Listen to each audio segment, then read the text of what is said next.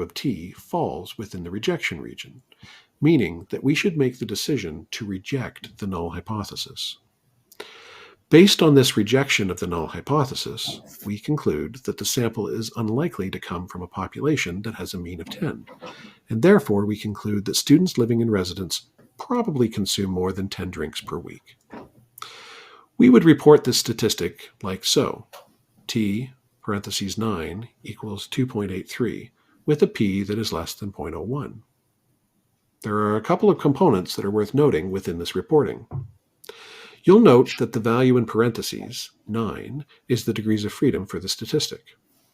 The degrees of freedom are important to the identification of our critical value of t, and so it's important to report those degrees of freedom when reporting our t statistic. The exact value of the obtained value of t is also reported, 2.83, as is the alpha that was used in the comparison. I generally prefer to report the p-value as a range rather than as an exact value, and so the alpha used in identifying the significance or lack thereof of our comparison is presented as the value after the p in the statement. Let's look at that reported statistic again. We have determined that the difference is statistically significant, as evidenced by the p-value being less than the specified alpha. The alpha for our hypothesis test was 0.01, and the numerical value for our t-test was 2.83. We can also see just from this reported statistic that the sample size was 10. The degrees of freedom were equal to 9, and we know that a single sample test of means involves calculating degrees of freedom as n minus 1. How many drinks do students consume per week? Well, at this point, we can't say much about that, other than to say that it's more than 10, and it's approximately equal to 14.2. If we want to say more, we'll need to calculate a confidence interval in order to express the limits to our interpretation. Part 2 of Step 5 is the calculation of a confidence interval. This is an important aspect of the hypothesis test as well, as it allows you to say more than just the population mean is something other than what we thought it might be. In the case of this example, we know that the population mean is some value that is larger than 10. The question asks you to consider the 99% confidence interval, and to do this, we need to look up the t-critical that is found with an alpha of 0.01. Now recall that because we're looking at a confidence interval, we always have to look at a split alpha. And so unlike our hypothesis test, we're looking up a critical value at an alpha of 0.005, which is an alpha of 0.01 divided by 2. And when you look this up on your critical t-test table, you're going to find that it's equal to 3.2498. The standard error remains the same, and the mean stays the same, and is presented within this confidence interval as your point estimate. But the confidence interval is equal to the mean plus or minus the bound, which is 14.2 plus or minus 4.82. And this means that we can say, with 99% confidence, that the population mean falls somewhere between 9.38 and 19.02. Okay, hold on. We're saying that the population mean falls somewhere between 9.38 and 19.02. Didn't we just say that we know that the mean of the population is larger than 10? If this is the case, then how can we reconcile the fact that the 99% confidence interval has a lower limit that is less than 10? Well, the answer lies in the difference between a one-tailed test and a two-tailed test. Recall that earlier in this lecture, we noted that the confidence interval is identical to the statistical inference made within a two-tailed test. Well, this research question involved a one-tailed test. The hypothesis test was actually more powerful than the conclusions we would derive from our confidence interval because, all things being equal, a two-tailed test will always be less powerful than a one-tailed test, owing to the fact that the size of the rejection regions are smaller in the two-tailed test as compared to the rejection region in the one-tailed test. If we had wanted to express a confidence interval that was guaranteed to provide us with a statistical inference that was the same as our explicit hypothesis test, we should have presented a different confidence interval. Our hypothesis test was based on a rejection region with area of 0.01. Therefore, we should have presented a confidence interval that had an area of 0.01 in each tail of the distribution. An area of 0.01 in the upper tail of the distribution and an area of 0.01 in the lower tail of the distribution results in a confidence interval of 1 minus 0.01 minus 0.01, which is 0.98. It's a 98% confidence interval. You'll recall that we've also mentioned previously that a test of significance provides us with no explicit information as to the magnitude of the effect. Neither the magnitude of the t-statistic nor the size of the p-value will provide us with an acceptable proxy for the effect size. Said another way, if you are looking at two t-test values and have no other information about the data, you cannot determine which test is representative of the larger effect. This is because the t-test is highly affected by the n size of your sample. This means that you should get into the habit of always calculating an effect size separate from your calculation of the t-test. The first effect size estimate that we will learn is Cohen's d. Cohen's d is equal to the mean of the sample minus the null hypothesis mean divided by the standard deviation of the sample. For this example, it's 14.2 minus 10 divided by the standard deviation of the sample for a Cohen's d of 0.9. Thus, our data suggests that university students drink more than individuals who fall at a point that is 0.9 standard deviations away from the average person in the comparison group.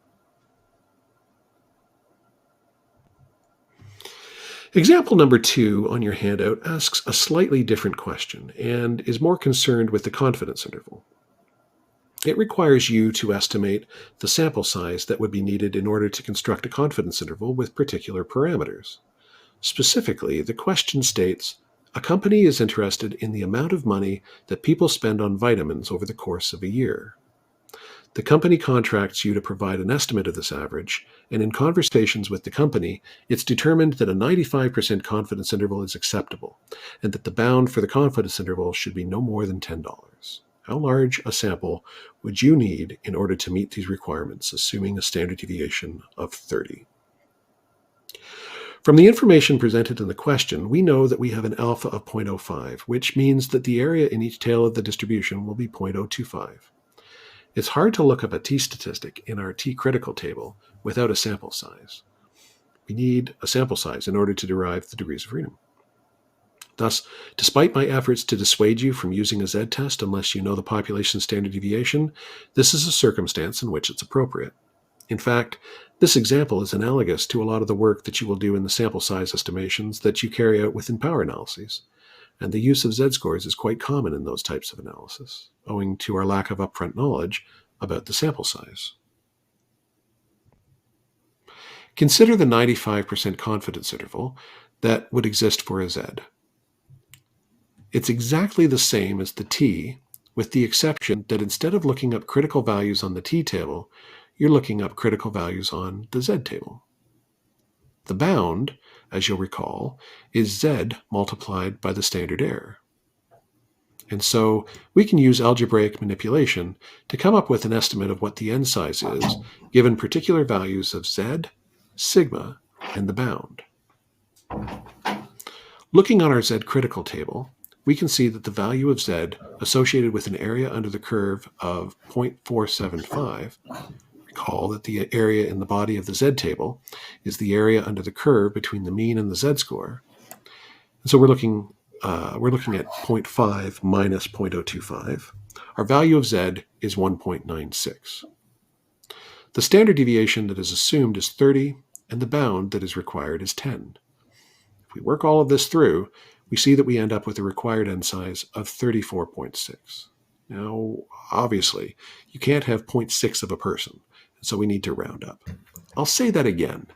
We round up. We don't round off. If you would come up with a required value of 34.01 for your n size, you would still need to round up to 35, because your calculations suggest that an n size of 34 is not quite enough. And so in the end, you would say that you need 35 participants in order to form this interval with the parameters that are defined within the question.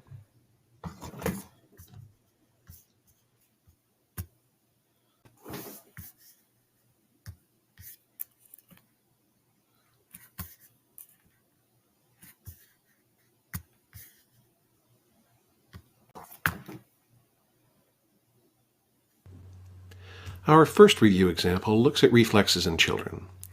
Many books on child rearing state that women begin walking at an earlier age than men. You wonder if this earlier onset of motor function is also evident in non-motor functions. To examine this, you test whether 6-week-old babies differ in the knee-jerk response in a way that is predicted by sex. The dependent measure is the distance in centimeters that a 10-gram weight is moved in response to a tap on the knee. Is there a statistically significant difference between the groups with an alpha of 0.05? You are also to report an appropriate effect size and a 95% confidence interval for the difference between the two groups. I've summarized the descriptive statistics for you here. You can see that there does appear to be a mean difference between males and females, but is this difference statistically significant? As always, our first step is to set up our hypothesis statements. You can set up your hypothesis statements as subtracting either group 1 from group 2 or group 2 from group 1, as I've done here. And given that you have this choice, it's not a bad idea to set the order of subtraction so that you wind up with a positive value for your difference. But, as they say, your mileage may vary. So in this example here, for step 1, I have arranged the means in such a way that we will be subtracting female means from male means. We have mu1 minus mu2. You'll also notice that we have set up our hypothesis statements as a two-tailed test, and that's because the question simply asks you whether or not there's a statistically significant sex difference. The hypothesis is not directional. In step 2, we need to choose our test. Obviously, this is an independent samples t-test, but we should test the homogeneity of variance. As we noted in our lecture video, we won't carry out Welch's t-test if homogeneity was violated, but it's still important to check on our satisfaction of assumptions. Our n sizes are not wildly discrepant, but they are quite small, which means that we need to be cognizant about the assumption of homogeneity. Looking at our simple hand calculation for F max, the F ratio for the larger variance divided by the smaller variance is equal to 2.67. We end up comparing this against an F critical that has 7 degrees of freedom for the numerator and 8 degrees of freedom for the denominator. Looking this up on our tables, we find an F critical of 3.581. Now, we weren't able to actually look up F critical with 7 degrees of freedom in the numerator because there is no degrees of freedom estimate in the tables that I've given you in the numerator for 7 degrees of freedom. So we had to use 6 degrees of freedom in the numerator and 8 degrees of freedom in the denominator. Recall that when you are using the critical value tables and the specific value that you're looking for is not available, you need to drop down to the next lowest value. You don't go up to the next highest value, you always go down to the next lowest value, as this gives you a critical value that is more conservative. We can see that F obtained, 2.67, is less than our F critical, 3.581. Therefore, we conclude that the variances are homogeneous. Note that the F-test of variance equality is highly sensitive to non-normality, which is why Levine's test is more robust and preferable. We will be pooling the variances for this question, and so we have two formulae to consider, pooled variance and the actual formula for the independent groups t-test. Step 3 involves defining our rejection region. Looking up our t-critical at 15 degrees of freedom with an alpha of 0.025, alpha is split because it's a two-tailed test, we find that t-critical is 2.1315. Therefore, we will reject the null hypothesis whenever t obtained is greater than 2.1315 or less than negative 2.1315. But before we can calculate our independent samples t-test, we need to compute pooled variance, shown here as being equal to 0.82. When we actually calculate our obtained value of t, we find that it is 1.59. This t obtained is less than the t critical that we found, meaning that we will fail to reject the null hypothesis and will conclude that there are no significant sex differences in infant reflexes. The finding is not statistically significant, but we should still consider calculating an effect size. Or rather, our rationale for not calculating an effect size needs to be more than just the effect is not significant. For this example, we can see that Cohen's d is equal to 0.77, and the squared point biserial correlation is 0.14. Thus, even though the difference is not statistically significant, we have some evidence to suggest that male infants have reflexes that are 0.77 standard deviations stronger than the average female infant. And we can also say that about 14% of the variability in reflexes can be accounted for by sex.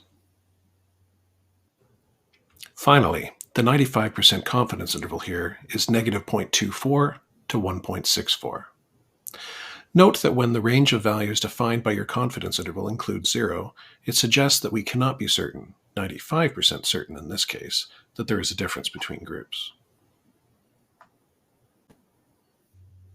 In example number 2, a researcher is interested in whether a new drug might be better for the treatment of anxiety than a currently marketed drug.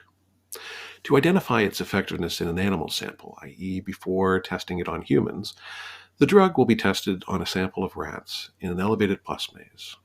In this procedure, rats are placed on a maze that is shaped like a plus sign. The maze is raised off the ground, and 2 of the arms of the maze have walls, while the other 2 arms do not. The dependent measure is the amount of time spent on the arms without the walls. The researcher will randomly assign some rats to the currently marketed drug and some to the new drug. A significant difference between groups may indicate that the drug is effective in mediating anxiety. Your task is to determine whether or not rats taking the new drug spend significantly more time on the open arms than rats taking the old drug.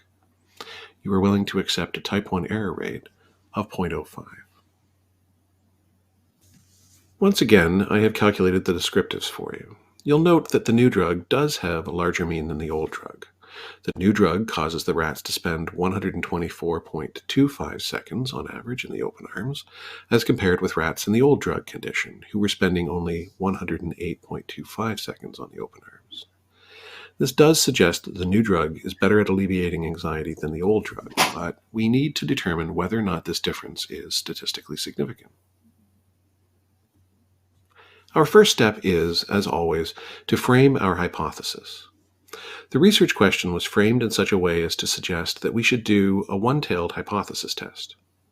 The order in which we subtract the means is now quite significant, as it determines whether the t obtained will be positive or negative. As I have noted before, I generally choose to subtract the means in an order that yields positive values. It reduces the likelihood that I'm going to forget a negative sign on a critical value at a later stage. But regardless of the order in which you subtract your means, it's important to pick an ordering and carry it through the whole question, because we will only be comparing our t obtained to one critical value in a one-tailed hypothesis test. In step 2, we're going to choose our test. The test is an independent samples t-test because we have different rats in each of the conditions, and there is no information presented in the question that suggests that we have matched the groups at all. Our first task is to test the homogeneity of variance using our Fmax statistic, wherein we take the larger variance and divide it by the smaller variance. When we do this, we find an F obtained of 1.45. We would compare this against an F critical with 7 degrees of freedom in the numerator and 7 degrees of freedom in the denominator, because we have 2 n sizes of 8. We'll have to use 6 degrees of freedom for the numerator because there is no column for 7 numerator degrees of freedom. So the F critical with 6 degrees of freedom in the numerator and 7 degrees of freedom in the denominator is 3.866. F obtained is less than F critical, and so the variances are homogeneous. We're going to assume that the other assumptions, independent random observations and normality, are met, and so this gives us the green light for proceeding with the independent samples t-test. We will be pooling the variances for this question, and so we have 2 formulae to consider, pooled variance and the actual formula for the independent groups t-test. Step 3 involves defining our rejection region. Looking up our t-critical at 14 degrees of freedom with an alpha of 0.05, we don't split the alpha in a one-directional test, we find that t-critical is 1.7613. Therefore, we will reject the null hypothesis whenever t obtained is greater than 1.7613. Note that this is a positive critical value because we framed our hypothesis in a way that set up an upper-tailed rejection region. If we'd framed this question as a lower-tailed test, the critical value of t would have been negative 1.7613. Our pooled variance is equal to 151.61, and using that pooled variance estimate in our calculation of the obtained value of t, we find that our t obtained is 2.60. What this suggests is that we should reject the null hypothesis and conclude that the new drug has a significantly greater effect than the old drug. We're rejecting the null hypothesis because the obtained value of t is greater than the critical value of t. So there's a difference between the groups. But we still need to think about whether or not that difference is meaningful or substantive. To answer this question, we need to take a look at Cohen's d. This is simply the difference between the two groups divided by the pooled standard deviation. When we do this, we find that Cohen's d is equal to 1.30. So the average amount of time spent in the open arms of the elevated plus maze is 1.30 standard deviations more after taking the new drug as compared to the average time spent in the open arms on the old drug. Said another way, we can calculate the squared point by serial correlation to be 0.33, which suggests that 33% of the variability in the amount of time spent in the open arms is due to the type of drug taken. You'll note that in the question, you were asked to present the 90% confidence interval. This was purposefully not the 95% confidence interval. The reason that the 90% confidence interval is more appropriate than the 95% confidence interval is because we've undertaken to carry out a one-tailed hypothesis test with an alpha of 0.05. Thus, the rejection region in our hypothesis test will be 0.05. This matches, for lack of a better word, the area in each tail of the 90% confidence interval. In contrast, the area in each tail of a 95% confidence interval would be 0.025. Although it's not absolutely necessary to match your confidence interval to your hypothesis test, it's a good practice. If we had followed up our one-tailed hypothesis test evaluated against an alpha of 0.05 with a 95% confidence interval, we would, in essence, have been following up on a one-tailed test with a two-tailed test, which is not prohibited, but it's definitely a bit silly. Our 90% confidence interval ranges from 5.16 to 26.84. It's important to note here, as we noted in the last question, whether or not the confidence interval includes 0. In this example, the confidence interval does not include 0, and this confirms the results of our hypothesis test.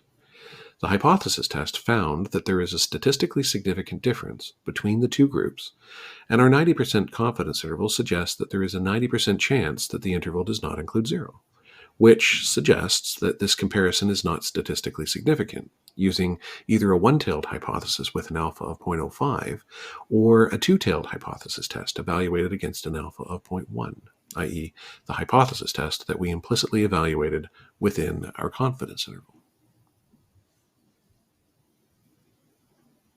Our final review example describes a 6-week intervention that you have designed that is intended to improve return-to-school outcomes among high school students who have sustained a concussion. To assess the effectiveness of this intervention, you assess their concussion symptoms before and after the intervention using a 10-item concussion symptom inventory. Each item is evaluated on a scale of 1 to 10, with 1 indicating lowest symptom strength and 10 indicating highest symptom strength. You average these items to generate a single interval-level measurement score at each time point. Unfortunately, you can't find the master list that matches the scores of individual participants between time points, and so your data is not paired in any way. I've calculated the descriptors for you here. As you can see, there appears to be a difference between the pre-test and the post-test. The standard deviations look to be quite comparable as well, which bodes well for our satisfaction of the test assumptions. As is my custom, I've set up the hypothesis statements in a way that yields a positive value from the subtraction. The research question is phrased as a two-tailed hypothesis test. Is there a statistically significant difference between the two time points? And so this is a two-tailed hypothesis test. You'll note that the experiment is framed as an independent samples t-test, and so we should test the homogeneity of the variances to ensure that we've met this assumption. we carry out our F-max test, dividing the largest variance by the smallest variance, and derive an obtained F ratio of 1.17. We need to look up our F critical at 9 degrees of freedom for the numerator and 9 degrees of freedom for the denominator. Unfortunately, there is no column for 9 degrees of freedom, and so we look up the degrees of freedom in the column for 6 degrees of freedom. Moving down in degrees of freedom ensures that we are appropriately conservative. Our critical value of F turns out to be 3.374, which is larger than our obtained value of F, and so our variances may be considered to be homogeneous. Since the variances are homogeneous, we can go ahead with our independent samples t-test, secure in the knowledge that we have satisfied the assumption of homogeneity of variance. We have 10 participants in the pre-test group and 10 participants in the post-test group, meaning that we have 18 degrees of freedom overall. This is a two-tailed hypothesis, and so we look up our t-critical at a split alpha, i.e. 0.025. Thus, we will reject HO whenever our t obtained is greater than 2.1009 or less than negative 2.1009. Our first step in testing our hypothesis with an independent samples t-test is to pool the variances. In doing this, we find that the pooled variance is 0.39. Applying this, along with the other descriptives that we have generated, we determine that our obtained value of t is 1.54. Our t obtained is 1.54, and this is less than our t critical of 2.1009. Thus, based on this information, we would fail to reject the null hypothesis and conclude that the intervention does not have a significant impact on return to school following concussion. We could generate a 95% confidence interval surrounding our estimate of the population mean, and this leaves us with the conclusion that the mean has shifted, on average, by 0.43. Give or take 0.59. Based on the nature of our measurement, i.e. symptom strength of concussion, and the order in which we carried out our subtraction, this tells us that the change was, at least, in the right direction. But based on our estimates of variability, we cannot say that the change in symptoms is likely to be positive across all possible samples that we might have drawn. Our effect size estimate is equal to 0.69.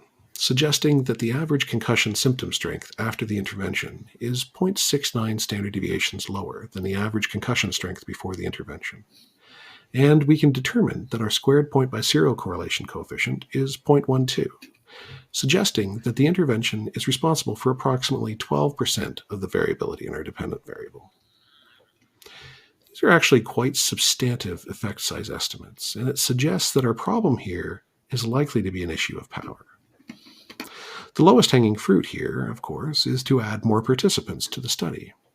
Or you might apply a more powerful analysis. Next week, we will discuss a method of controlling for subject variance within its comparison of two means, the dependent groups t-test. As we will see, the dependent groups t-test is more powerful than the independent groups t-test, and would have been a more natural way to analyze data of the sort described here, i.e. the classic pre-test, post-test design.